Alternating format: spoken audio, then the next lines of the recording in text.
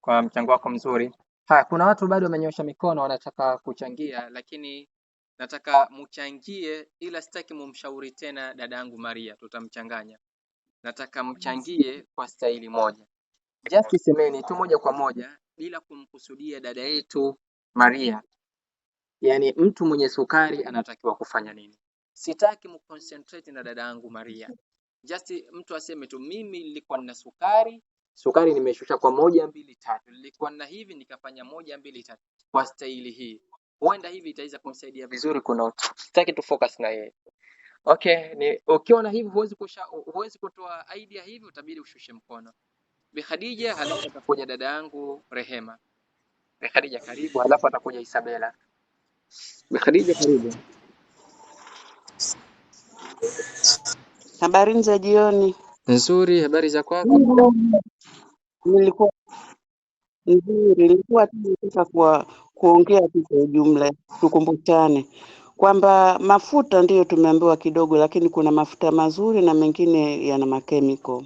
Kwa mfano mafuta ya zaituni au utayakuta yameandikwa olive oil, na mafuta ya parachichi au mafuta ya nazi ni mazuri zaidi na yanafaa kwa sisi wagonjwa wa kisukari.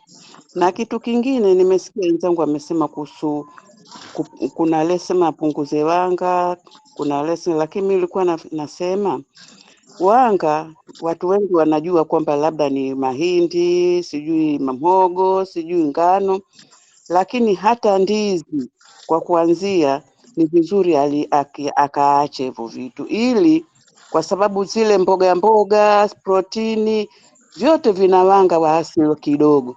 Kwa hiyo anapokula pia si kwamba atakosa wanga, ale tu hivyo mboga, matunda na hiyo protini, isipokuwa azingatie matunda yale ambayo hayana sukari, haswa matango na maparachichi, na wanga nao aache kabisa, iliyobaki tu ale mboga protini na hayo matunda tulioruhusiwa. Pia asije akasema najaribu sijui ndizi changa au vipi. Hapana, sisi sote tumeshauriwa hivyo. Sasa hivi tunaona matokeo yanaanza kuwa mazuri. Kwa hiyo ukifuatilia hivyo, hata yeye daktari akiangalia maendeleo yako anaweza kwambia acha dawa muda gani, endelea na hii. Ni hayo tu daktari, mimi nimeongezea. Asante Bi Khadija kwa kuzidi kukazia na kutoa ufafanuzi wa hali ya juu kabisa. Okay, nimkaribishe dada yangu Darehema, halafu tutakuja kwa Isabella. Darehema karibu. Asante. Naam, asalamu alaykum wa rahmatullahi wa barakatuh. Wa alaykum salaam wa rahmatullahi wa barakatuh. Halo. Halo. Assalamu alaykum. Wa alaykum salaam wa rahmatullahi wa barakatuh. Hali yako? Alaykum salaam, alaykum salaam. Nzuri. Ndugu zangu, mimi nina sukari mwaka wa 16 huu. Huko kwa madaktari wa hospitalini nimepita na tumeshauriwa tule ugali kidogo na vitu vyote tule kidogo kidogo, lakini hiyo ni hasara kubwa sana tulipata. Maana ya sukari kukaa miaka 16 ni vile sukari kila siku inapanda. Mimi sukari yangu ilikuwa inapanda mpaka 30. Na nilikuwa nakunywa dawa mara 2 kwa siku, Dema2 tena. Nakunywa tena vidonge 2 asubuhi, vidonge 2 jioni. Lakini nikipima sukari 14, 15 kwa sababu ubwabwa nakula, ugali nakula, ndizi nakula, mapapai nakula, machungwa nakula, kila kitu nakula. Nimeambiwa nile kidogo kidogo. Lakini inshallah kwa uwezo wa Mwenyezi Mungu toka nimeingia kwenye hii Leveva, alhamdulillah. Humu ndani tunaishi kwa faraja. Kama walivyotangulia wenzangu, haturuhusiwi kula vyakula vyote vilivyokuwa na wanga. Na hayo mafuta ambayo tunaambiwa kidogo tule, haturuhusiwi kula mafuta yote ya mifugo. Tunaruhusiwa kula mafuta ya mimea tu, na sio mengi. Ni kidogo sana. Lakini kwa ushauri ambao tulishauriwa toka huko nyuma mpaka nimefikia hatua hii, sasa hivi sukari yangu inasoma mpaka 4 mpaka 5. Ushauri tulioshauriwa, asubuhi kwanza tufunge masaa 16. Tunatakiwa tufunge masaa 16. Lakini tutakapoanza kula ndio hivyo, ukipata chai ya rangi na karanga na korosho kidogo nazo pia unaangalia. Je, hazikufanyii shida? Utakuwa unakula kama dada nani alivyosema, utakuwa unakula unapima.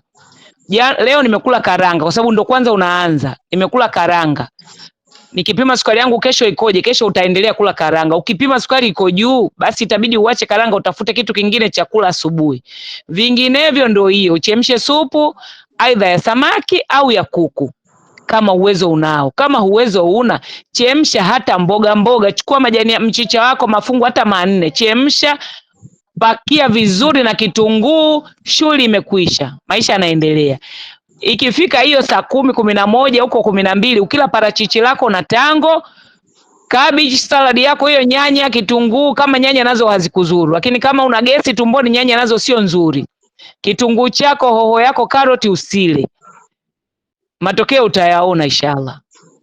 Lakini mimi nimepita katika vipindi vigumu sana, vidonda nini, lakini kwa uwezo wa Mwenyezi Mungu, walioona vidonda vyangu au kidonda changu, kila mtu alikuwa anaogopa. Mimi mwenyewe nilihisi nitakatwa mguu.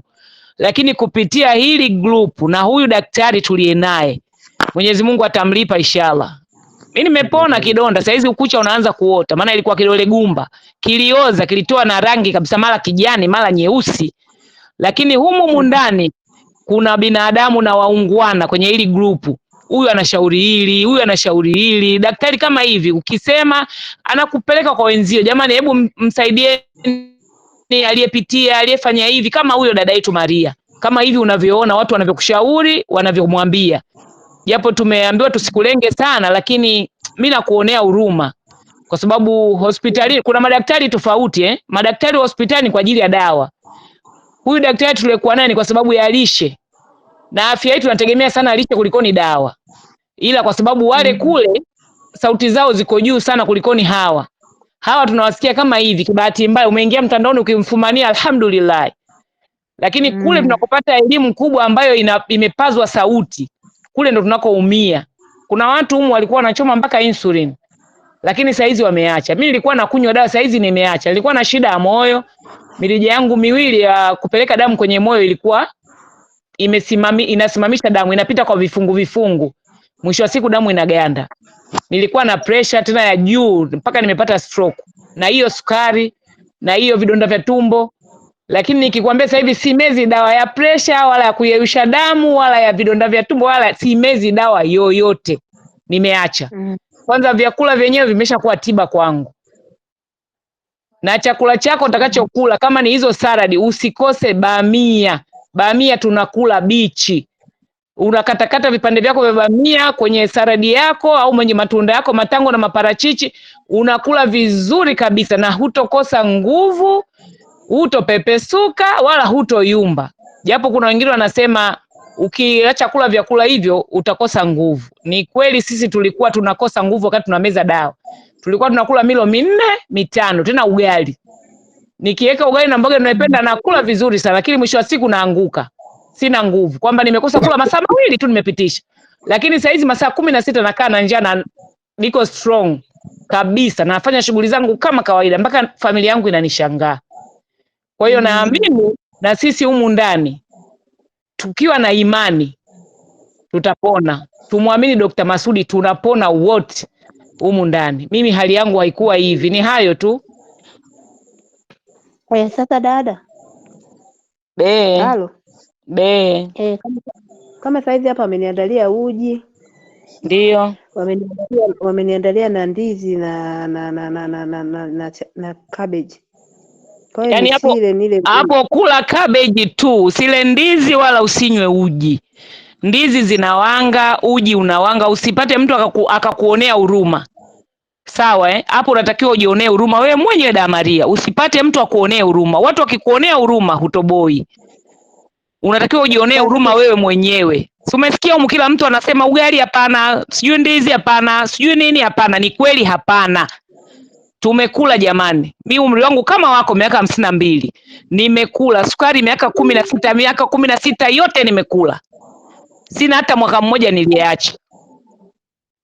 Sasa mbona kama usiku najisikia njaa sana ndio maana ananiwekeaga uji kwenye. Lazima usisikie njaa kwa sababu unatumia dawa. Lakini hizo dawa utakuja kuacha taratibu. Sasa ushauri wangu, japo Dr. Masudi amesema tusishauri. Naomba uwasiliane na Dr. Masudi baadaye tukimaliza darasa, uwasiliane naye atakupa maelekezo vizuri sana kulikoni sisi humu tutakuvuruga.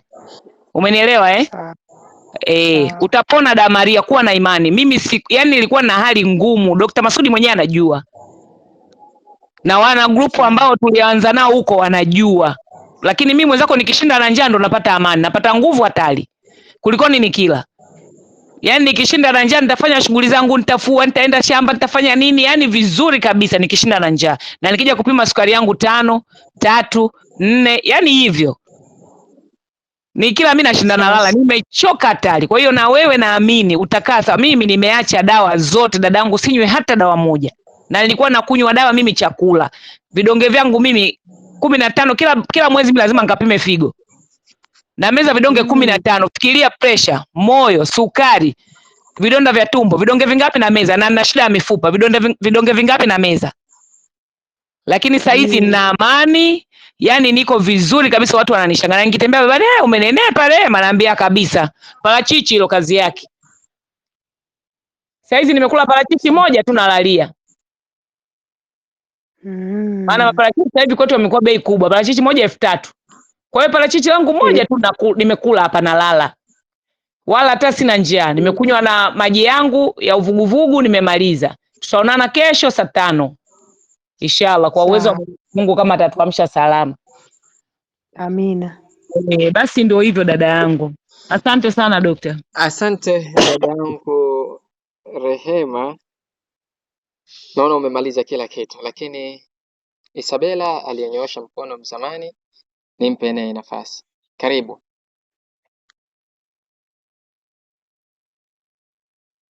Isabela bila shaka amenyoosha mkono, bahati mbaya. Nadhani tangu tulipoanza walianza kuchangia mpaka dadangu Rehema alioishia wameongea kila kitu. Dadangu Maria, nadhani japo hujafahamu yote, lakini mawili matatu umeyafahamu. Ni kweli? Ndio. Umefahamu kitu gani unachotakiwa usile? Ni kweli? Ndio. Na umefahamu kitu gani unachotakiwa ule, si ndio? Ndio. Umefahamu milo mingapi unatakiwa ule kwa siku? Ndio. Ni kweli umefahamu milo mingapi unatakiwa ule kwa siku? Milo miwili. Milo miwili. Mlo wa kwanza unatakiwa ule saa ngapi? Wamesema saa 8, saa 4. Saa 4. Na mlo wa mwisho ule saa ngapi? Wenyewe amesema saa 12 jioni, saa 11 jioni. Saa 11 jioni. Mimi nadhani sitaki kuongea lolote kuhusu hapo, ila tu nitabidi niongee maneno ya Dr. Abu. Jana Dr. Abu alisema live ya jana, alisema hakuna mwenye maradhi ya sukari hata mmoja. Hayupo. Maanake hata na wewe huna maradhi ya sukari, isipokuwa kuna kujiendekeza. Basi ukijiendekeza sukari itaanza kukuua taratibu. Mamangu Bi Halima amekwambia kitu ambacho is very important cha kukupa nguvu, kuwa wewe sukari bado haijakuzoea, una muda mfupi tangu ugue sukari. Wenzako humu kuna watu wameugua sukari zaidi ya miaka 20 wamo humu. Wewe sukari yako haijatimiza hata nusu mwaka, maana yake haijakuzoea. Sasa Dr. Abu jana akasema kuwa hakuna anayeugua sukari, isipokuwa kuna kujiendekeza.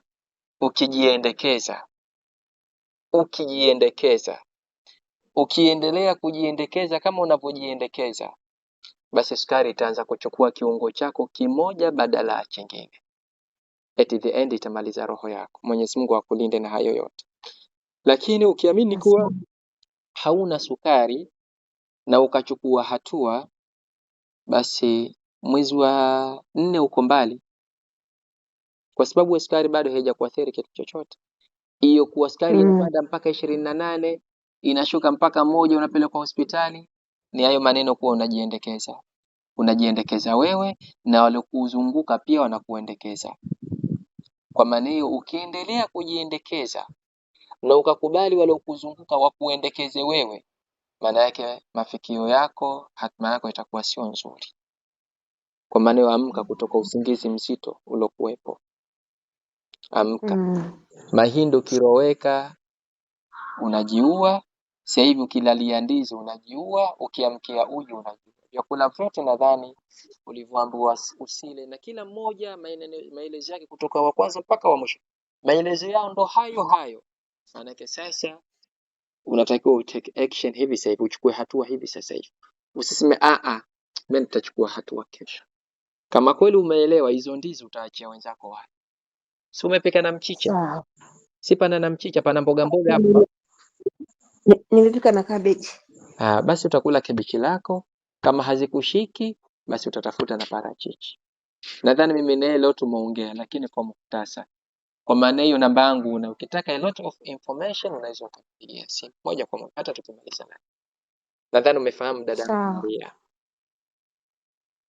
Nimeelewa. Ukifahamu hivyo na ukiachukulia haya, ukiachukua hatua tulokwambia, basi kazi zako zote ulizokuwa ukizifanya zote siku 3 zinakutosha kurecover ukaendelea kufanya kazi zako. Siku 3 tu, wala hatuzidiani, zinatosha ili ukaweza kuendelea na majukumu yako ya kila siku. Kwa maana anza kuchukua hatua muda huu, hivi sasa hivi wewe tayari ushachukua hatua. Ukimaliza ndizi, wape waliokuandalia, kula kabichi lako, siku ya leo ipite. Sawa. Nadhani umenifahamu. Sawa. Nimekuelewa dokta. Okay, shukran. Dokta, samahani, hebu mwambie la nyama kidogo, nyama sijaisikia ikitajwa. Samahani, Hujasikia nyama ikitajwa? miguu minne, nyama nyekundu. Hujasikia akitajwa kwa ushauriwa yeye? Ndio alishauriwa nyama. Haya, leo tukimshauri yote tutamchanganya. Haya, Aanze nayo kwanza.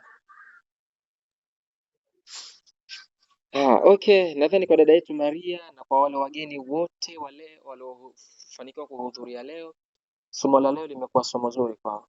Watakuwa washajua nini wanachotakiwa kufanya from now, kuanzia sasa hivi.